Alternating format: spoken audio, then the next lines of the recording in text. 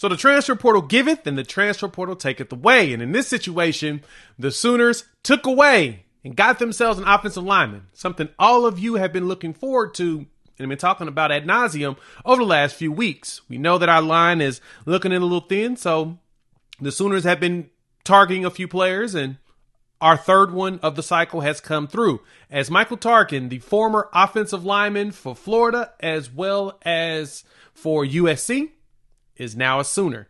Let's talk about what makes sense about Tarkin coming here to Oklahoma and why the Sooners added him and potentially what he'll end up playing while he's here. But before we do that, welcome to Unfair Sports. I'm your host, Jay. Thank y'all for pulling up to the channel. If you like the content when you hit the end of this, please hit that like button. It helps us content creators work through YouTube's algorithm. And if you want to see more OU content as well as college football in general content, subscribe. We would love to have you join this family of college football fans, talking a lot of ball here and having a blast doing it. So, on Michael Tarkin, why does it make sense for the Sooners to pick up an offensive lineman that played at Florida as well as last season at USC, especially when USC really struggled on the offensive line?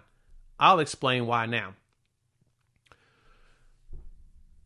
So if y'all didn't know this, Tarkin will give his measurables and break that down. 6'5", 300 pounds, out of Citra, Florida. So he's a Florida boy. Came out of what class was that? The 2019 class.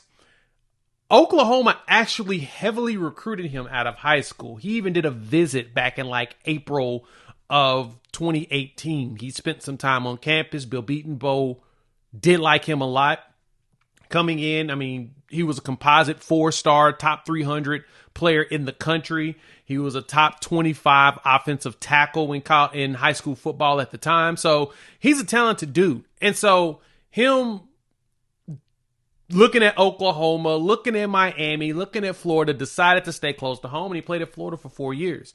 And when I went back and looked at his numbers, of course, I go to PFF. I go like to check out the actual grades on him. He progressed every year, especially when he got into his quote-unquote redshirt a junior year there not quote-unquote, his actual redshirt junior year, but his fourth year at Florida. And he played 355 snaps. He got hurt in the middle of the season, so he played like a big gap of games he missed. But, I mean, he was sitting in around the 70s and 80s grades for his blocking, especially on the pass block. So he looked really good on the pass block. He's an 81 on the season from PFF for the 2022 season. And so that type of player that can pass block, something you want here. Well, he went to USC and he struggled there. Actually, everybody struggled at USC, so I don't really blame that. But there was a reason why Beatonbow still wanted him. He has the size and ability and potential intangibles to be good. All the coaches that I was reading some articles about him, they rave about just his work ethic. He's always present. He's always paying attention. He works his butt off. And so because of that, he's one of those players you would want Bill Beatonbow to have access to because he's going to go out there and he's going to work.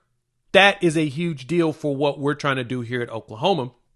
And so he played mainly right tackle. He's played a little bit of left tackle as well. But I'm going to be honest, based on some conversations with my peoples in the Discord and just around, don't sound like he's going to play tackle here. Sounds like we're going to throw his butt at guard. So imagine him being similar to McKay Matauer coming in. And McKay did pretty well his last season. Last season here, he grew over the 2-year span that he was here.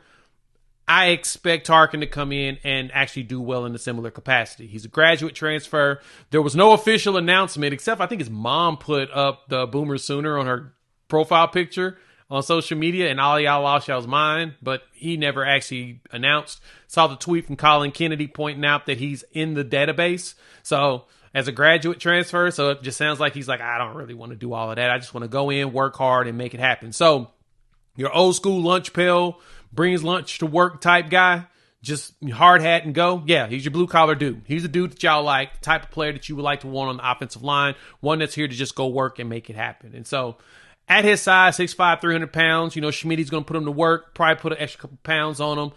But I can see him playing guard. Either one of them, to be honest. He could come in and play either side, most likely on the left, just because he has left tackle experience. He'd be really good for the blind side of what for Jackson Arnold. And I can see Fabichi Wewu being on the right. And then our young boys coming in like Ozeta as well as Howland, getting themselves some reps as they groom themselves at the offensive line. I have high expectations for this team going forward. I have high expectations for this offensive line because Bill Beatonbow always does a good job of bringing in players that we need. So that right there is Michael Tarkin. You know I'm excited about him coming in. Hop in the comments. Let your boy know what's your thoughts. How you feel about us landing another offensive lineman. It's our third in this cycle. Spencer Brown, Fabichi Wewu, and now Michael Tarkin. And honestly, I expect us to get at least one more out of the portal between now and the summer because all we got to do is get better, baby. That's our goal, is to continue to grow and get better, and I expect us to do that. If you've made it this far, you like the content, hit the like button. If you're new to the channel, subscribe. Love for you to join this family of college football fans, talking a lot of OU football and college football in general, and having a blast doing it. I've got another video coming around the transfer portal, probably later on today. We'll talk about that as well as the All-American game. We'll go live on Sunday at 6 p.m., so join us. We'll chop it up soon. Peace.